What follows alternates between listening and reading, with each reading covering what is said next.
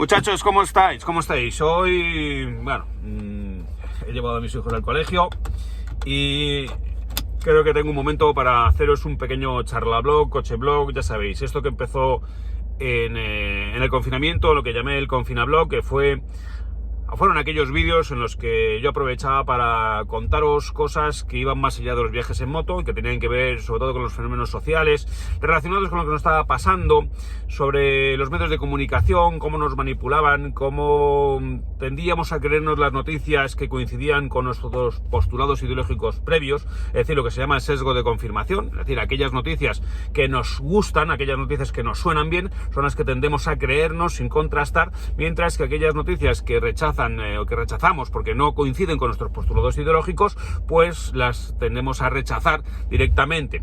Y por tanto, yo os aconsejaba siempre contrastar aquellas noticias que os gustaran, porque esas son de las que tenemos que desconfiar, ya que son las que tendemos a creernos de forma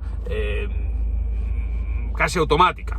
Bien, dentro de estos temas que yo fui hablando, pues mencionamos también los temas relacionados con la moral, con la religión, como yo os decía, que la religión tradicional había sido sustituida por una nueva religión, que podía ser esta de la justicia social, ¿no?, que se llama técnicamente la justicia social crítica, y cómo estos nuevos sacerdotes de la moral, con esta tendencia dogmática, pues establecían anatemas y fatwas contra los disidentes y les castigaban al castigo perpetuo, es decir, las penas de linchamiento social son además irredimibles y son permanentes y además no tienen fecha de prescripción, porque bueno, por un tuit que publicaste con 15 años te puede perseguir el resto de tu vida. Entonces, entre estos temas que yo he ido contando, pues también estaba la recomendación de libros. Yo os contaba los libros que estaba leyendo y que me parecían interesantes, ¿no? Y acabo de leer uno que me parece muy interesante, muy relevante y del que os quiero hablar y os quiero recomendar, ¿no? Porque yo creo que la mayor parte de los que seguís estos vídeos, pues sois gente más inquieta, que cuando veis ya la miniatura que está hablando el Barbas, pues ya sabéis que no es un viaje en moto, sino que es algo un poquito más profundo, más elaborado, como pueden ser los comentarios de libros. Y en este caso no voy a hablar de un libro mío, no he venido a hablar de mi libro, vengo a hablar del libro Los peligros de la moralidad de Pablo Malo, que es un autor que he descubierto recientemente y que me ha gustado mucho el libro, ¿no? El libro suponía que me iba a gustar por lo que ya conocía de Pablo en entrevistas, en sus tweets, que tiene una cuenta de Twitter muy activa y que me llamó la atención porque sobre todo lo que hacía era no intentar ser brillante o imaginativo él, sino compartir muchos extractos de estudios, de papers, ¿no? De estudios científicos, de sociólogos y de biólogos que tenían que ver con los aspectos de nuestro desarrollo moral, ¿no? Entonces pedí el libro a la editorial Deusto y la verdad me lo he leído con calma para absorberlo, porque bueno, los ensayos, que es un género literario que a mí me gusta mucho, bueno, no son novelitas, no son historietas, es pensamiento y reflexión. A mí los ensayos los recomiendo mucho porque nos ayudan a pensar y cuanto más leamos nosotros, mejor pensaremos, ¿no? Porque, bueno, eso se ve también en los que leéis mis libros, que mis libros no son una historia de un viaje en moto sin más, sino que son también, en cierta forma, ensayos. Es decir, contienen reflexiones, razonamientos sobre el mundo que yo contemplo, trato de explicármelo a mí mismo y trato de explicárselo a los demás.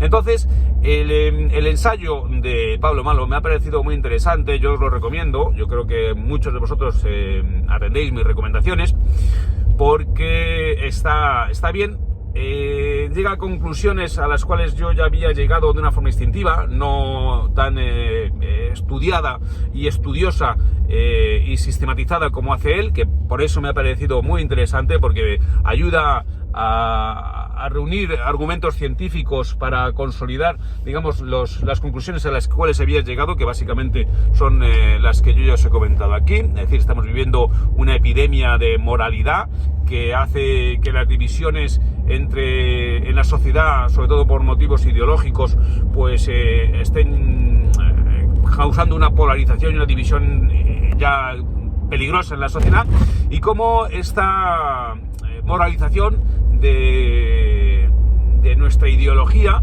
ha convertido al que piensa diferente no en alguien que está equivocado, sino en alguien que es malo, ¿no? Entonces, como es malo, hay que castigarle, hay que sancionarle, hay que censurarle, hay que incluso impedirle hablar y expresarse. Y eso ya os he dicho que me parece fatal y que es una cosa que me parece peligrosísima. Bueno, al grano. Yo me voy a limitar un poco ahora mismo en este vídeo a hablaros un poco del comienzo del libro, porque me parece una de las partes más interesantes, sobre todo lo que se refiere al nacimiento de la moralidad humana como consecuencia de un fenómeno evolutivo. Y esto es algo en lo que yo no había caído, y al final la tesis del libro viene en esta primera parte, lo que viene a sostener es que no existe la moralidad ahí fuera, en las estrellas, los actos no son morales porque sí, ¿no? No son morales porque los haya creado Dios, ¿no? Y eso que yo creo en Dios, ¿no? Sino que los actos son morales porque la especie humana ha desarrollado una serie de características, de adaptaciones, que son características o rasgos que ha escogido la selección natural, que ya teorizó Darwin, para hacernos más aptos reproductivamente. Es decir, los actos que triunfan, o los rasgos que triunfan, las características que triunfan, son aquellas que nos hacen más hábiles o más atractivos para la reproducción, es decir, para sobrevivir. De manera que al final el proceso evolutivo lo que ha creado es una capacidad moral, una aptitud moral en el ser humano. El ser humano es capaz de distinguir lo que está bien y lo que está mal, pues de forma universal, pero las características que nos parecen moralmente atractivas o moralmente buenas son aquellas que han garantizado un mayor éxito reproductivo. Esto es para mí muy interesante, porque da una clave sobre por qué nuestra moralidad es así. Y esto ya comienza el libro diciéndotelo desde el primer momento, que el ser humano, que básicamente se desarrolló como Homo sapiens dentro de grupos cazadores-recolectores, que se articulaban en grupos pequeños, pues el ser humano tiene una naturaleza moral bifronte. Por una parte está diseñado para colaborar dentro de su grupo, es decir, para colaborar con los miembros de su grupo pequeño, y eso ha generado las emociones de la empatía y de la simpatía, de la posibilidad de colocarse en la piel del otro, los zapatos, y compadecerse del otro y de ayudarle, pero al mismo tiempo le ha dotado de una capacidad de reconocer en el miembro de otro grupo competidor, un enemigo. Y por tanto, las normas morales que se aplican al grupo, es decir, dentro del grupo, a mis amigos, a mis congéneres, no son las normas que voy a aplicar al enemigo, a ellos si puedo, me lo cargo, ¿no? Porque eso es lo que reproductivamente nos ha garantizado la supervivencia. Es decir, grupos pequeños de cazadores-recolectores que competían entre sí, y por tanto los grupos tenían que estar cohesionados, tenían que cooperar entre ellos, pero al mismo tiempo tenían que ser grupos letales para el resto de grupos con los cuales pudieran competir en la sabana, ¿no? Entonces, esto es muy interesante porque explica perfectamente cómo en estas sociedades, que ya hemos dejado de ser de grupos pequeños de cazadores-recolectores donde nos conocemos todos, sino que ya somos grupos universales, porque la aldea es global, pues muchas de las características que antes nos permitían diferenciarnos han desaparecido. Y ahora, ¿cuál es la característica que estamos eligiendo para diferenciar entre el ellos y el nosotros? La ideología. La ideología se ha convertido en un elemento divisorio de primer orden, de primera magnitud. Y eso lo estamos viendo todos los días a través de los medios de comunicación. Y esto es otro de los, digamos, de los elementos que expone Pablo en su libro, y es cómo los medios de comunicación de masas y las redes sociales están acelerando la centrifugadora de los sentimientos morales, y cómo cuestiones que antes no eran morales ahora se están convirtiendo en morales. Por ejemplo, comer carne, o antes se consideraba que era inmoral pues por ejemplo el machismo es verbal, ¿no? Ahora se considera ya que es inmoral el mero hecho de no reaccionar, de no acusar o no denunciar al que pudiera ser machista verbal, ¿no? Entonces, bueno, en cuanto a la primera parte del libro, que a mí es la que más me interesa, basándose en estudios científicos, pues se establecen una serie, o se sistematizan una serie de normas morales que podrían ser universales, porque bueno, la tesis principal es que como la capacidad del ser humano de distinguir lo que está bien y lo que está mal es universal, es decir, todos nacemos con una especie de hardware moral, una serie de conexiones neurobiológicas que nos permiten distinguir lo que está bien y lo que está mal, e incluso los bebés, según estudios, ya pueden distinguir algunas cosas que están bien o están mal. Pero sin embargo no todos utilizamos las mismas normas morales. Se distingue entre lo que es la capacidad moral, que es la capacidad que tiene todo ser humano de distinguir lo que está bien y lo que está mal, de las normas morales, que son lo que se considera bueno o malo en cada sociedad. Y eso no siempre coincide. Es decir, se pone el ejemplo, me parece muy gráfico, del lenguaje. Todos tenemos una capacidad para hablar, pero sin embargo no todos hablamos las mismas lenguas. Sin embargo, lo que es interesante es cómo, estudiando las distintas sociedades por los sociólogos, se han encontrado una serie de conductas que podrían considerarse de moralidad universal, que básicamente son, primero, defender a tu grupo, es decir, colaborar dentro de tu grupo, amar a tu familia, es decir, cuidar a los niños, cuidar a tu propia familia. Después, ser valiente, defender al grupo. Después, ser también justo en la redistribución o la distribución de los recursos, porque siempre son escasos, es decir, ser justo. Obedecer a la autoridad, esto también es importante, es un rasgo moral de casi todas las sociedades. ¿Por qué? Porque obedecer a la autoridad es fundamental en el caso de conflicto con otros grupos. Los grupos jerárquicos, los grupos bien organizados son más eficaces a la hora de combatir. Y después de devolver los favores, se pone también un ejemplo muy claro. No hay ninguna cultura donde maltratar al amigo que te ha hecho un favor esté bien considerado. Es decir, eso es universal. Y por último, yo creo que ya está todo, ¿no? En fin, son una serie de valores que podremos... y defender la propiedad privada. Es decir, eso también se ha considerado porque ya los simios reconocen algunos elementos de propiedad privada. Y esto que acabo de decir de la vinculación con los simios es interesante, porque como la tesis del libro es que la moralidad es fruto de un proceso evolutivo, lo tenemos en común con los grandes simios, ¿no? Entonces los grandes simios también tienen una serie de normas morales o de comportamientos morales, ¿no? De una actitud moral. Entonces el primer capítulo se cierra, y a mí me parece muy interesante, con la distinción entre 3 niveles de moralidad, ¿no? El primero o el segundo los compartiríamos con los grandes simios, y ya el tercero sería evidentemente humano. El primer nivel sería el de la emoción moral, ¿no? Porque la moralidad está basada en emociones. Emociones básicamente son la emoción de la simpatía, la empatía, ¿no? Le poder ponerse en los pies del otro, en los zapatos del otro, sentir lo que siente el otro. Eso es una característica no solamente humana, sino también de los grandes simios. Y después la simpatía, que es no solamente ser capaces de ponernos en la piel del otro, sino además compadecernos de él. Es decir, si sufre, sufrir con él, ¿no? Entonces, esto es lo que constituiría el primer nivel de moralidad. Y este nivel de moralidad no solamente está constituido, o no solamente la urdidumbre son los sentimientos positivos, sino también los sentimientos negativos. Al extraño, al ajeno, al enemigo hay que castigarle. Y entonces es el sentimiento de la represalia. Si hace algo mal, represaliar. Después hay un segundo nivel, que sería ya el que fomenta la cooperación dentro del grupo. Y ahí ya se complica un poquito más la cosa, es un poquito más elaborada. Ahí nos encontraremos con las recompensas.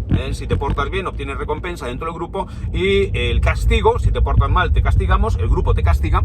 Pero, sobre todo, hay un elemento que será fundamental en la evolución posterior, que es el de la reputación. Es decir, el grupo te concede una reputación concreta. Esto es muy importante porque esta reputación concreta que te va a conceder el grupo, esto es un gran aliciente para portarnos bien. Pero,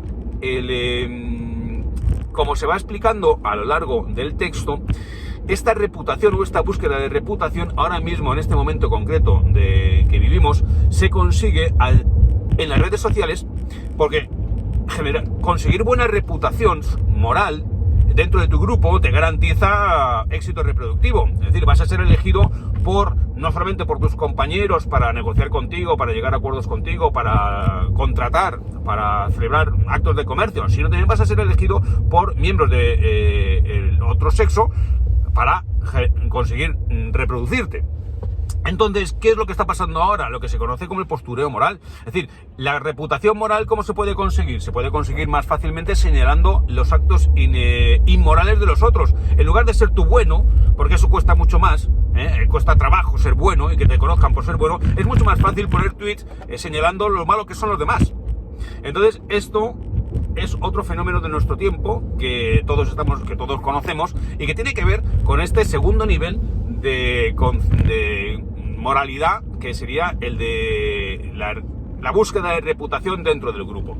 Y después nos encontraríamos ya con un nivel puramente humano, que es el del juicio y el raciocinio, en el cual nosotros somos capaces de analizar los comportamientos morales y, lo que es más importante, aplicar a situaciones que no se nos han planteado antes reglas morales que ya tengamos. Y mediante este ejercicio lógico o analógico podemos extraer nuevas conclusiones o nuevas respuestas, podemos deducir nuevas respuestas de normativas morales que tuviéramos anteriormente. Es decir, cómo resolvemos situaciones nuevas con las herramientas morales que ya teníamos, ¿no? Entonces, bueno, a mí me parece que el libro está muy bien, es mucho más extenso que lo que yo os acabo de decir, pero espero haberos generado cierto interés en el desarrollo posterior de estas tesis. A mí, desde luego, me ha parecido una lectura muy entretenida, que no es que me haya descubierto nada en concreto, porque estas conclusiones, como digo, ya las tenía por mí mismo. Otra de las tesis del libro que me parece también muy lógica y muy básica es que han sido estas, pues el dicho cristiano ¿no? De el camino al infierno está empedrado de buenas intenciones. Es decir, han sido los actos de mayor crueldad, injusticia, asesinatos masivos y genocidios causados por los seres humanos, han sido creyendo que estaban haciendo el bien. Entonces, esto ha sido siempre así en todos los casos. O sea, cuando se han producido asesinatos masivos es porque se creía que estaba haciendo el bien. Bien, porque la moralidad o los sentimientos morales tienen además una característica, que son absolutos. O sea, si tú tienes un sentimiento moral y si tú crees que algo está bien o está mal, lo que está mal tienes que prohibirlo, no solamente para ti, sino para todos los demás. Y por tanto tienes que imponer a los demás un determinado comportamiento. Así que nada, muchachos, bueno, espero que esto os haya interesado. Estas son las cosas de las que me gusta hablar y, en fin, bueno, os recomiendo el libro Pablo Malo, Los peligros de la moralidad, editorial Deusto. Y luego también, por supuesto, los míos, miquelsilvestre.com. Venga, hasta otra.